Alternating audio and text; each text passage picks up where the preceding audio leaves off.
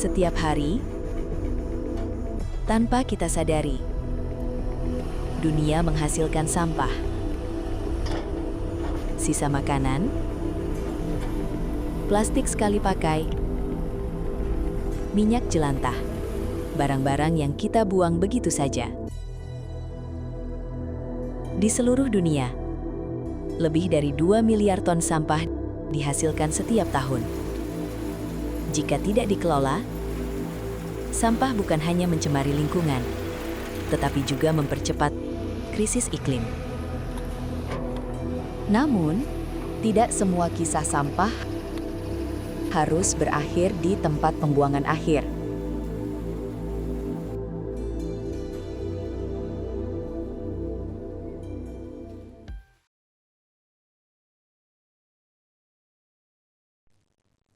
Di Kabupaten Sleman, Yogyakarta, ada seorang warga yang melihat sampah dengan cara berbeda. Namanya Sutarjo. Ia adalah pendiri kelompok swadaya masyarakat Brahma Muda, sebuah komunitas yang aktif bergerak dalam pengolahan sampah rumah tangga. Berangkat dari inisiasi anak-anak muda di desa, Sutarjo mendirikan komunitas peduli sampah pada tahun 2017. Mereka melihat bahwa sampah bukan sekedar masalah, melainkan potensi untuk pemberdayaan masyarakat. Saat itu merasakan bahwa sampah sudah mulai terasa kurang nyaman di kampung kami. Ada yang dibuang di kali, dibuang di sawah, pembakaran sampah ya hampir sembarang lah. Nah, kemudian dari pemikiran anak muda lah yang mengawali untuk adanya geliat peduli lingkungan. Dari keresahan itulah, komunitas peduli sampah ini lahir. Bukan dari pabrik besar dengan teknologi yang mahal, tapi dari tekad warga untuk berubah. Aktivitas komunitas TPS 3R Brahma Muda menerapkan prinsip sederhana, kurangi, gunakan kembali, dan daur ulang. Sampah organik diolah menjadi kompos dan pakan magot.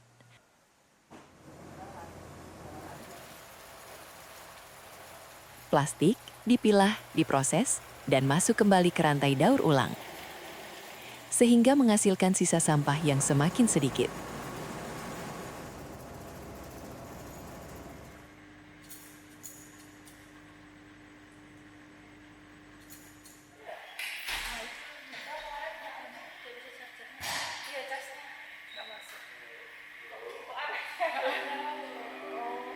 Data penelitian yang dilakukan oleh para ahli menunjukkan sampah organik yang menumpuk di tempat pembuangan akhir menghasilkan metana, gas rumah kaca yang jauh lebih kuat dari karbon dioksida.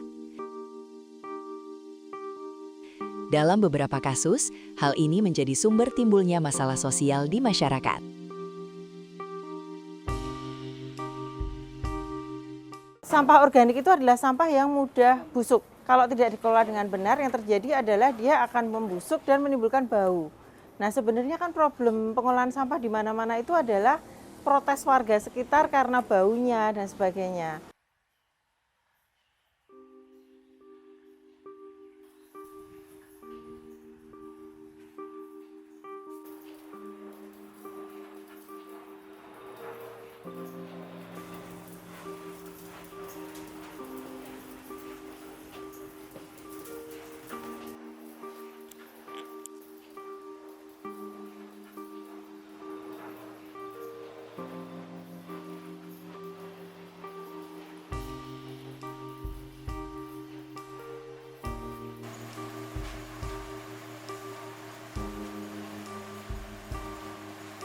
Pengelolaan sampah berbasis komunitas sangat penting dalam mitigasi perubahan iklim.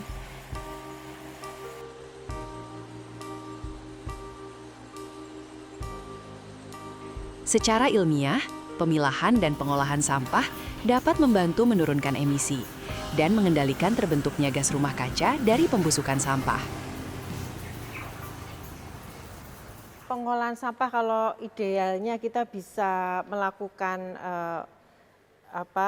filosofi 3R itu di level komunitas, ini banyak sekali sebetulnya efeknya terhadap upaya-upaya mitigasi perubahan iklim. Kalau sampah itu bisa dikelola sendiri oleh komunitas menjadi produk yang kemudian bisa bermanfaat, itu berarti kita mengurangi juga biaya bahan bakar yang diperlukan untuk mentransfer si sampah itu ke tempat-tempat pengolahan yang mungkin cukup jauh dari komunitas itu. Pengolahan sampah berbasis komunitas berkontribusi dalam menciptakan nilai ekonomi.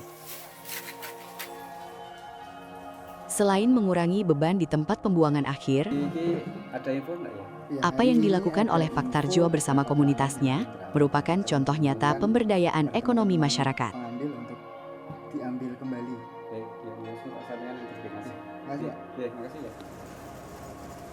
Selain itu, mengelola sampah dari sumbernya berarti menekan emisi, melindungi iklim, dan menjaga kesehatan lingkungan.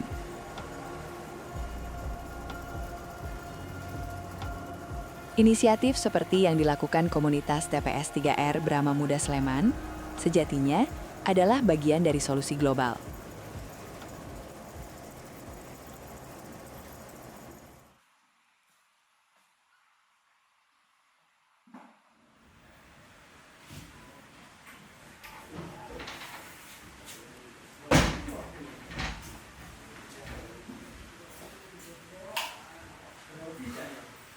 Dampak perubahan tidak hanya soal bagaimana mengurangi sampah, melainkan mengubah cara pandang. Dari membuang menjadi mengelola.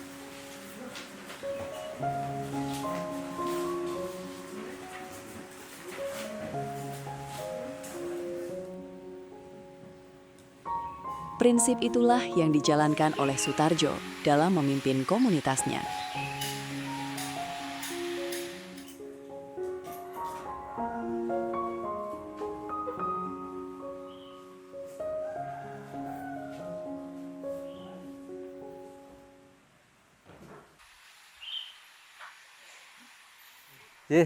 Selamat pagi, Assalamualaikum warahmatullahi wabarakatuh. Alhamdulillah seperti biasa kita sebelum bekerja, mari kita awali dengan berdoa, mengharap pertolongan Gusti Allah. Semoga pekerjaan hari ini diberikan kemudahan, kelancaran dan tentunya keselamatan. Untuk itu marilah kita berdoa, kita mulai. Kepemimpinan Sutarjo bukan tentang jabatan, tapi tentang keteladanan. Setiap hari ia hadir, mendengar langsung. Bersama komunitasnya, ia bekerja melayani masyarakat. Karena di sampah ini kita dihadapkan banyak problem ya. Selain kadang-kadang mesinnya rusak, masyarakat sudah membangun konsep sendiri, ya ini untuk melakukan pemisahan di rumah sendiri-sendiri. Artinya di situ kalau sampah sudah terpilah dari sumbernya, otomatis nanti akan memudahkan pengolahan-pengolahan selanjutnya. Harapan kita sebenarnya ya, ayo bareng-bareng ada semacam partisipasi. Bayangkan jika setiap desa melakukan hal yang sama. Berapa banyak sampah yang tidak lagi berakhir di TPA? Berapa banyak emisi yang dapat dikurangi? Dan berapa banyak komunitas yang mendapatkan manfaat?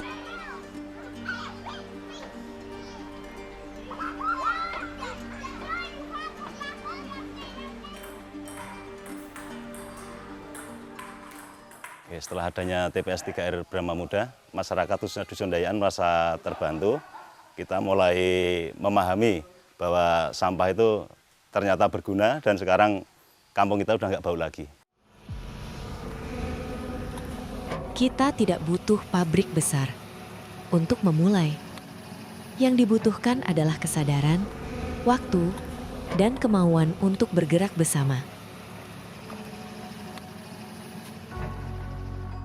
Memisahkan sampah dari rumah dan mendukung pemberdayaan masyarakat setempat adalah hal kecil yang dapat kita lakukan. Karena perubahan besar selalu dimulai dari sebuah langkah kecil.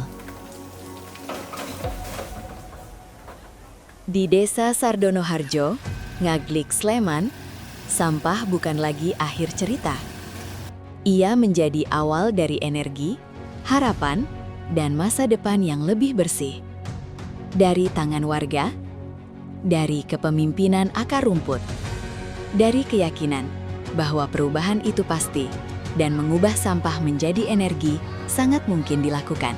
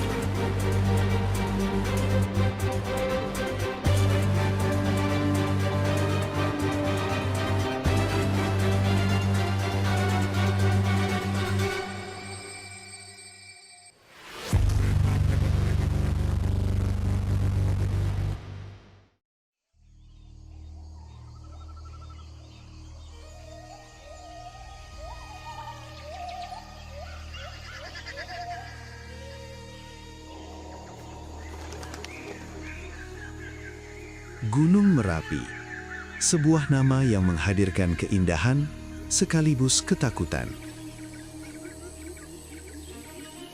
Merapi adalah salah satu gunung api paling aktif di dunia yang berdiri menjaga masyarakat Yogyakarta dan Jawa Tengah. Di sini, kehidupan berlangsung normal, namun terkadang menuntut kesiapsiagaan, di mana setiap matahari terbit akan menjadi pengingat sunyi akan kekuatan alam.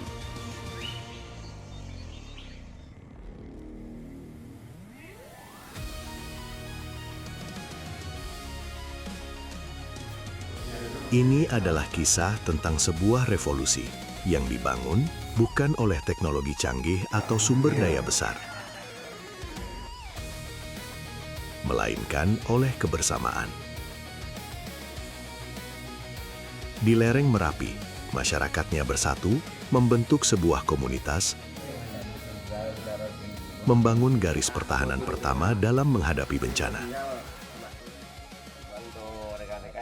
Mereka menyebut dirinya penjaga gunung berapi. Salam tangguh.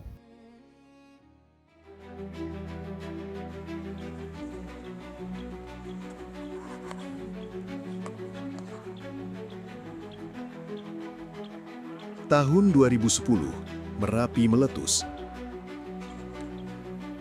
Letusan yang lebih dahsyat dibandingkan 1 abad sebelumnya. Letusan itu menewaskan 386 orang, mengungsikan lebih dari 400.000 jiwa, dan menyebabkan kerugian ekonomi lebih dari 403 juta dolar Amerika Serikat. Desa-desa terkubur. Mata pencaharian lenyap dalam semalam.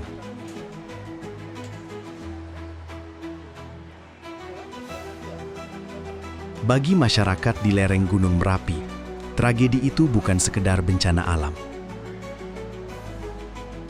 Ini adalah titik balik kehidupan.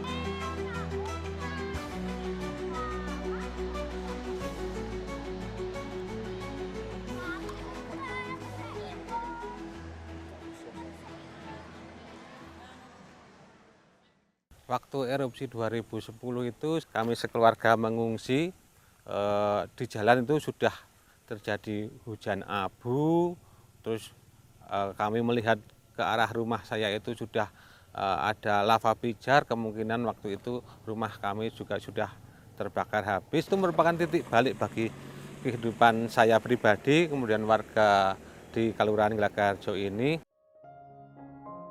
Dari trauma itu, kemudian lahir sebuah tekad.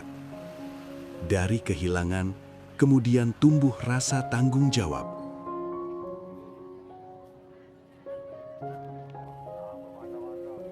Setelah tragedi itu, warga yang di sekitar lereng Gunung Merapi membuat satu keputusan penting, bahwa mereka harus bertanggung jawab atas keselamatan mereka sendiri. Dari tekad itulah lahir komunitas Siaga Merapi, gerakan akar rumput yang dibangun oleh masyarakat, para petani, ibu rumah tangga, pemuda, dan seluruh warga yang pernah menjadi korban letusan Gunung Merapi. Kenapa kami kemudian seluruh warga Gelagah Harjo ini, terutama yang peduli dengan kebencanaan, untuk mendirikan suatu komunitas agar kedepannya ketika terjadi erupsi, hal itu tidak terjadi lagi.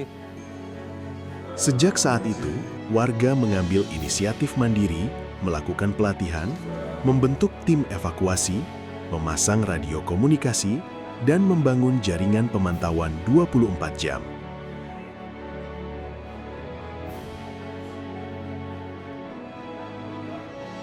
Mereka sadar bahwa tidak ada yang lebih memahami Merapi selain mereka yang hidup bersamanya. Berhubung kita itu tinggal di kawasan rawan bencana 3, artinya kita tinggal di berdekatan dengan Merapi, ya kita tetap harus meningkatkan mitigasi dan kewaspadaannya setiap saat.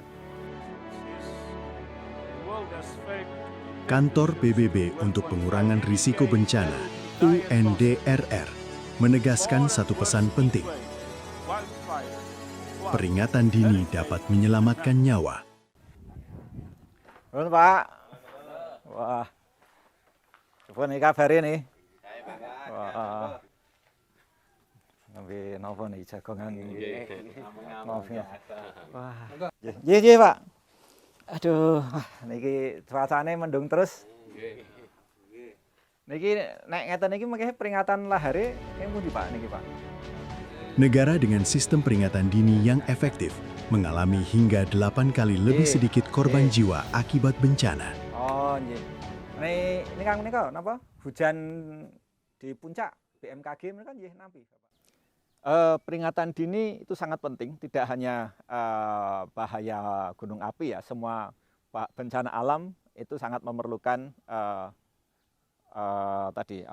peringatan dini. Dan peringatan dini yang ada untuk suatu gunung api itu adalah dari data monitoring.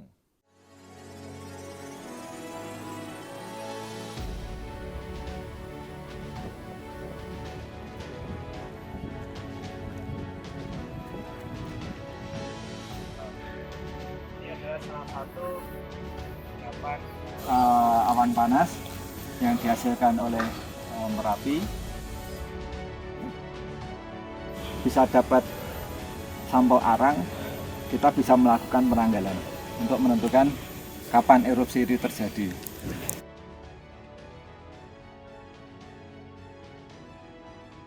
Yang terpenting sebenarnya walaupun kita melakukan monitoring, mempunyai peringatan dini yang bagus, tapi peran serta masyarakat itu sangat penting. Jadi di kawasan Merapi ini masyarakatnya saat ini sudah sangat tanggap, penuh kesiapsiagaannya mereka tinggi, bahkan mereka punya keinginan untuk tahu lebih tentang bagaimana peringatan atau peringatan bahaya gunung api, dan mereka juga punya komunitas yang saling terhubung. Di kawasan Merapi, peringatan dini tidak hanya bergantung pada satelit. Peringatan dini dimulai dari kesadaran manusia.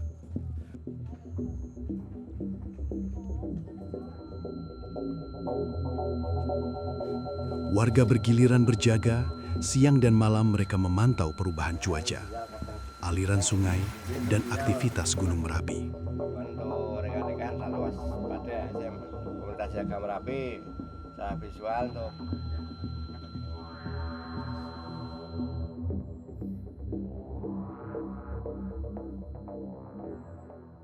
Kita menempatkan beberapa personil siang dan malam, kita piketkan, kita gilir, terutama kalau akhir-akhir ini kita utamakan ketika malam hari. Nah, ketika terjadi sesuatu, nanti kita misalnya ada erupsi yang sekiranya kita pandang dari sisi pemantauan kita membahayakan, kita kemudian membunyikan sirine yang berada di pos ini secara manual, kemudian warga mendengar. Nah, nanti ketika warga mendengar itu sudah otomatis mereka bersiap untuk keluar dari rumah untuk menuju ke barak-barak pengungsian yang sudah ditentukan. Jauh sebelum vulkanologi menjadi ilmu pengetahuan, masyarakat Merapi telah memiliki cara mereka sendiri dalam membaca tanda-tanda alam. Dan ketika nilai-nilai kearifan lokal itu berpadu dengan sains modern, ia membentuk sistem peringatan dini hibrida.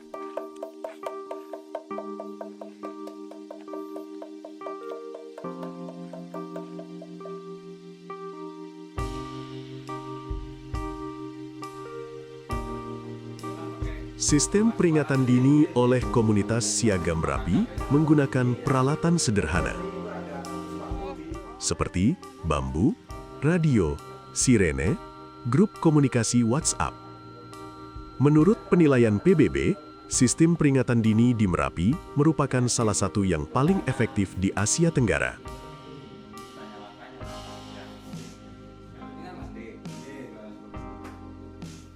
Teknologi saja tidak cukup, perlu adanya partisipasi aktif dari masyarakat, terutama masyarakat yang terdampak. Kesadaran bahwa mereka berada di daerah bahaya itu sangat penting, dan kesiapsiagaan jika sewaktu-waktu ada bencana, maka mereka bisa dengan cepat melakukan evakuasi. Jadi komunikasi antara teknologi, masyarakat dan pemerintah ini sangat penting di dalam pengurangan risiko bencana. PBB telah memperingatkan bahwa perubahan iklim dapat meningkatkan bahaya gunung berapi.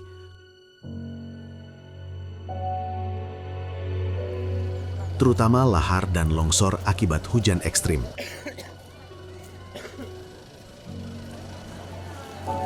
Karena itu, masyarakat yang tinggal di sekitar kawasan gunung berapi perlu selalu bersiap siaga. Bagi masyarakat Merapi, kesiapsiagaan sudah menjadi gaya hidup. Kesiapsiagaan dan ketangguhan masyarakat di Merapi tidak hanya diwariskan, namun diajarkan. Pendidikan terkait dengan mitigasi ini, saya kira sangat penting sekali ya. Artinya perlu kita tularkan ke adik-adik kita, anak-anak kita, anak cucu kita ke depan, bahwasanya memang kita berada di area rawan bencana yang sewaktu-waktu Merapi bisa erupsi, kemudian mereka sudah tahu ketika terjadi erupsi itu bagaimana langkah-langkahnya, mereka sudah mengetahui. Menurut data dari PBB, lebih dari setengah kematian akibat bencana dapat dicegah melalui kesiapsiagaan berbasis komunitas. Kini, model kesiapsiagaan Merapi telah menginspirasi komunitas rawan bencana di daerah lain di Indonesia. Biarkan Merapi itu beraktivitas sesuai dengan apa yang telah digariskan, tetapi karena kita berada di dekat Gunung Merapi itu sendiri, kita wajib untuk menjaga, melestarikan alam yang ada di Merapi. Artinya kita harus hidup selaras dengan Merapi. Living in harmony with disaster lah istilahnya. Merapi akan meletus lagi. Hujan akan turun dan lahar akan mengalir. Namun masyarakat di sini tidak lagi takut.